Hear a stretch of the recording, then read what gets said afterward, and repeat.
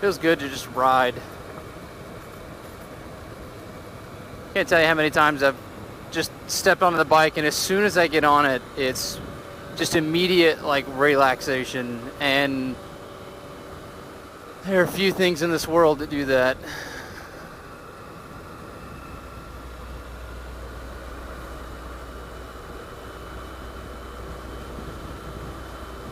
So you guys are probably wondering why I haven't posted any footage of the meetup. And I've kind of been a little hypocritical because I've been trying to find people's footage. Like, I've been waiting for them to drop their own because I just wanted to experience it from, who they met, who they talked to, who they rode with, kind of stuff. Last year, I spent the entire meetup pretty much filming. If you guys want to see that, that's on the channel. It's back there, 2015 Georgia Motovlogger Meetup. And this year, I didn't really want to film the whole time. I just wanted to enjoy it. That's kind of my whole take on the meetups, is just being there, hanging out with everybody, talking to the people I haven't met before, saying hey to the people I haven't seen since last year. For me, that's what the meetup's all about. And I spent the Wednesday night before with Redline, and then Thursday evening we went out into Lawrenceville, and we hung out for the evening with Rev Bomb and Oi Dirk and Chase Jasper Down and Dino Biker, and a bunch of others, Bash 041, fucking 3-star recruits. And what was awesome was a lot of the guys I already knew because I had met them before, or I'd been down in Jacksonville or whatever, met them at the last meetup. But there were quite a few people that I was able to finally put faces to names before the meetup because they were already in town. Red Bomb, Bash, Sammy Aniami, 3-star recruits, just to name a few. And I really, really enjoyed that part, like, immensely. I love getting to just hang out with everybody that does the same thing I do. So for me, that's what the meetup's all about. It's meeting everybody, obviously, hanging out, talking, shooting the shit, whatever.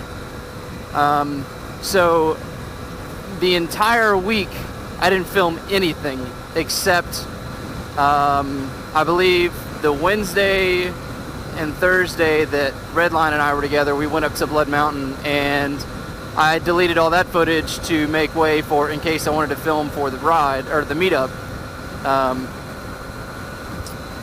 And meetup day came, we did all that stuff. I filmed the ride,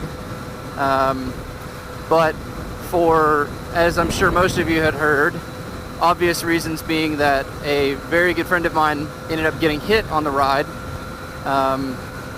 I chose to not post my ride footage. And it wasn't because I didn't have any footage of the crash whatsoever. I just didn't really feel like posting it. It didn't feel right. I think that's Dylan. I'm gonna catch up with him.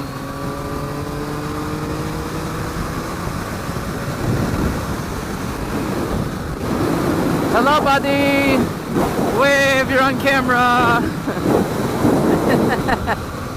I chose not to post my ride footage mainly because I just didn't feel like editing it. It was 45 minutes. It was cool. It was fun.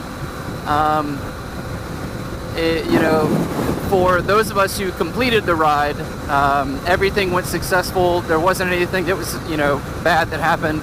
There were a couple points where people in the back decided to haul ass up closer, up to the line, and that kind of made some hairy traffic situations, but everybody pulled out. At one point, some guy on a Gixxer went flying into the median and was able to save it and keep it upright, and then I guess get back onto the road. I don't know. But so when we got back to the ride, back to the meetup spot, that's when we heard what had happened. I later didn't find out until I went through my ride footage that the couple that got hit they're really good friends of mine, and I had actually recently given them my SMH5, and some freak occurrence, and I guess just because Cena doesn't forget devices, Gracie's Cena hooked up into my backpack, even though I was hooked up into it previously. So when she turned hers on, it switched over. So I had no audio for my ride, which kind of sucked because Brian S1K and I were in together.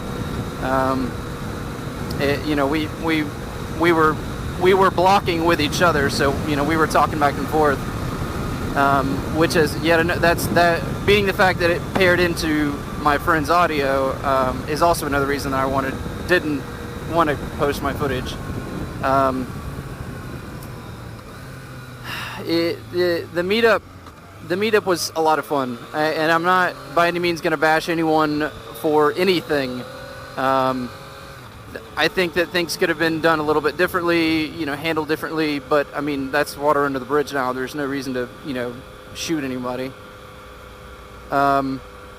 But all of this overhangs the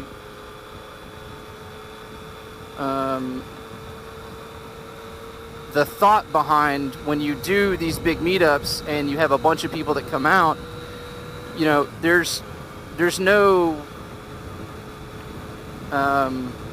for lack of a better way to describe it, there's no bouncer at the door making sure that people know, hey, don't be a dumbass, don't do this, don't do that. If you try and limit it, people are just going to get really upset and they're not going to come, or they're going to come and do those things anyways. And you can't run a meetup that way for the masses.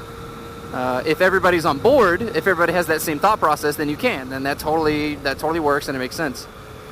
Unfortunately, with as many riders as we had, that cannot be checked at the door. And I don't think any of the guys involved would have done that regardless. It's kind of an understanding thing that when you ride with other people, you pay attention, you do what you need to do, and you make sure that everybody gets home safe. Obviously, there are people who don't believe in that, and it shows. So with that, and with much agreement with a bunch of other different people, I also will not be doing rides anymore with that large of a group. I love group rides. Group rides are so much fucking fun. You can have a blast going out and showing your pals new roads, hanging out, doing whatever, running routes. It doesn't matter. It's amazing. That's why we do rides. But when you start increasing that number from 50 to 100 to 300 to almost 600 that we had this last meetup, that percentage of people who don't care about themselves or don't care about others or don't pay attention increases. It's not, it doesn't stay the same. So you run a much higher risk, and I know you run a higher risk with everything that we do. Anytime you get on a motorcycle, you run the risk of getting hit by somebody. But it's over the years that I've done this, it's been apparent that it that percentage goes up, and that sucks. So I will no longer be doing the rides. We discussed it before the meetup, whether or not we were going to, and we all agreed that we would, and then this happened, so it's now done. We're not going to do the rides, which it's, like I said, no fault on any organizer whatsoever. No one, it's not a fault on the people who put on the event.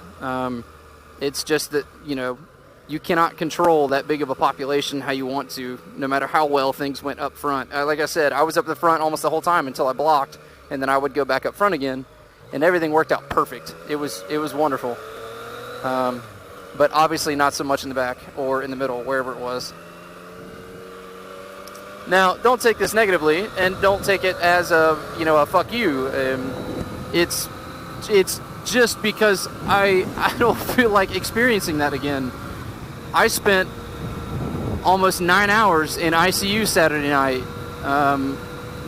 caring to my friends' mothers, and the guys that were with me were in there, and we, that's hard. I don't ever want to see anyone laying, in the hospital for something that they had no control over, and watching people not know the fate, like not know what's going to happen. It's legitimately heartbreaking. Luckily now, Things are definitely looking up. I'm not going to tell you guys or share any of their information, but they are doing better. And it's just, it's a reality check for everybody that was involved. And what's also interesting is seeing how people handle situations like that. You know, everybody handles things differently. I mean, Brittany Morrow graced us with her presence, and if you guys don't know who she is, she goes by Queen Bee Moto, but she is pretty much the icon representative. There's a lot of them, but Brittany, in my mind, is the head honcho. And she went through this years ago. She was a passenger on a bike and fell off in some sort of high-speed. Went through, I can't even imagine how much time of rehabilitation and surgeries and pain. And she was like everybody's rock, you know, bringing it to, and I wouldn't even say that she was trying to logically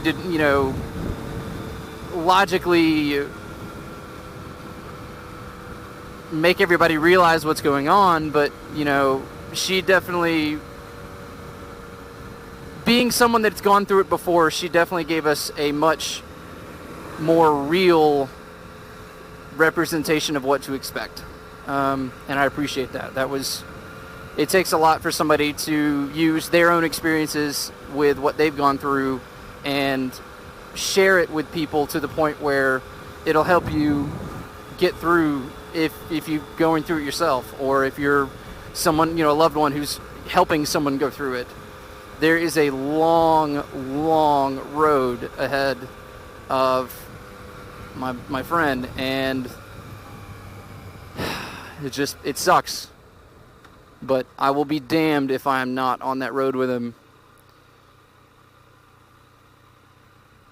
We had Bash and Rev Bomb come out from California for the meetup, and I cannot tell you how many times Rev Bomb specifically texted me or messaged me through the group chat asking me how he was doing, over and over and over. Like every day, every hour, he wanted to, you know, an update or something. And that speaks worlds about someone's character. I had a bunch of people that were doing that, but being the fact that Rev he'd never met this guy before until the meetup, and I don't even know if they actually fully met. But fuck, man, it's just, shit sucks.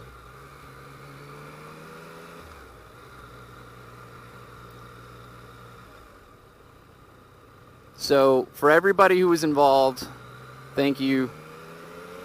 I know there were times where my buddy wasn't really in a state to see everybody who came through, but he definitely shares his thanks, and everybody who's been sending him well wishes, I really appreciate it. He appreciates it. That's why I put up that family post on Instagram the other day, because it sucks that it takes a dire situation like that to realize who's close to you and who's close enough to actually, you know, put down whatever they're doing to make sure whoever it is has what they need. So I appreciate it, guys. You know who you are. You guys were there. And those of you who weren't there that checked in the whole time, thanks. That's seriously, it means a lot.